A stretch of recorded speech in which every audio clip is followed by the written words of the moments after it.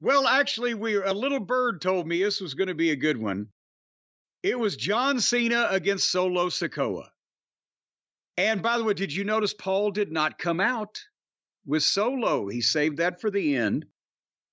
But obviously, there was a huge response for Cena. These people, even there, and it used to be years ago that when you'd go overseas to an international market, they'd be a few years behind the times. And maybe the guy that was, over a number of years ago is still over, but your modern guys are not. Well, these people seem to know the modern talent. Sometimes they weren't over, but they knew them. But Cena's, again, a whole nother level of star to these people. And it was a huge response. And they made the mention that the last time that Cena won a singles match was in 2018 in Saudi Arabia over Triple H.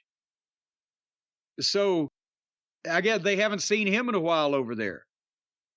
But again, they rang the bell. This was match number 3. They rang the bell at 1 hour, 10 minutes into the show.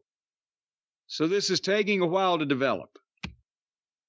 As far as the match... But no one there seems bored.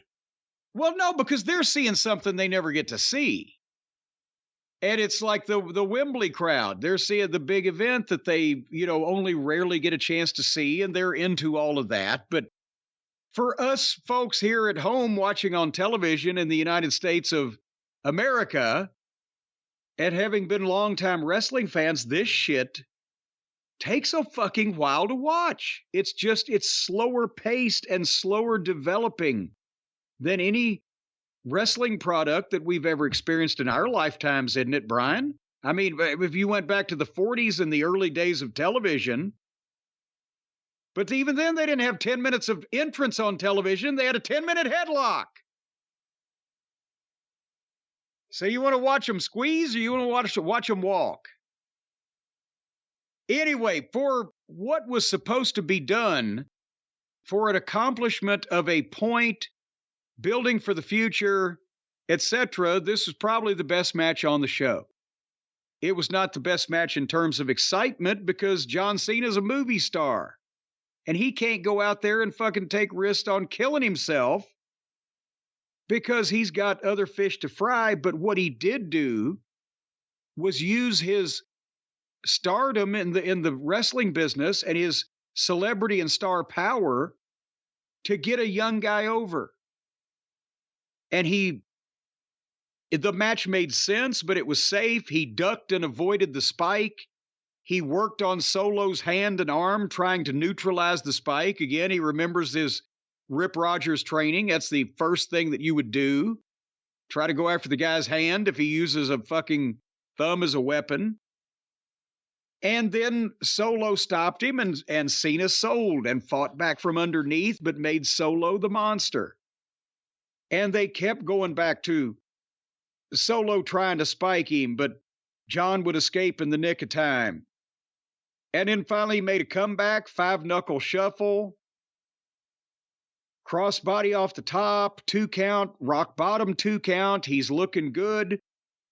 But Solo foils the AA. It hits his own rock bottom. And they go back and forth a little bit more. And then suddenly, Solo out of the STF that Cena got, Solo gets the ropes, and then he hits the spike, and he sells his bad hand. Then he hits it again and sells it again, but he hit then 3rd, and then 4 fucking spikes. And then he just went off, and I don't know whether it was 7 thumbs or punches or clubbing overhand blows, but he hit him with that, and boom, and covered him 1, 2, 3.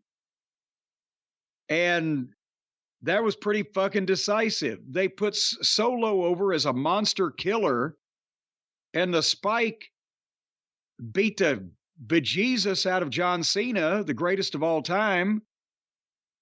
And now he's going to go back and make some more movies or whatever, and Solo is a bigger attraction for him because he's got that on his resume. And you can imagine what they're going to make the highlight package look like. Like fucking John was goddamn paralyzed.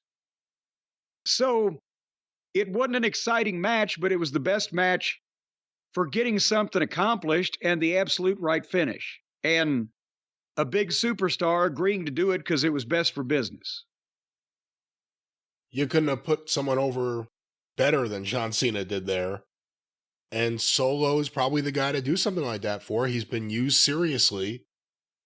I think he's been pinned before, and I can't even remember exactly when or who did it, which is pretty telling. Yeah. He's been presented strongly, and he's been presented so strongly, you have to wonder down the road, how big is it going to be when it's him against Roman? Well, they've got that in their pocket. He destroyed and that'll be Cena. After he the other destroyed Cena. Like, Roman never beat Cena like that. Who was it that, did they do that with Brock and Cena one time? Where Brock just kicked the shit out of him. It's fairly one-sided. I believe it was Brock and Cena on pay-per-view like 10 years ago. Yeah, I think they did a one-sided one, but then Cena won. Well, yes. Well, no, I think he beat him up and then he came back and won later, didn't he?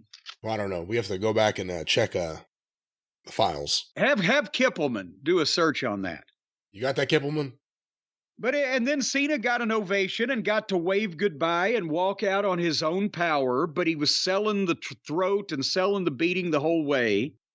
And Michael Cole got to put him over. That was his graceful exit.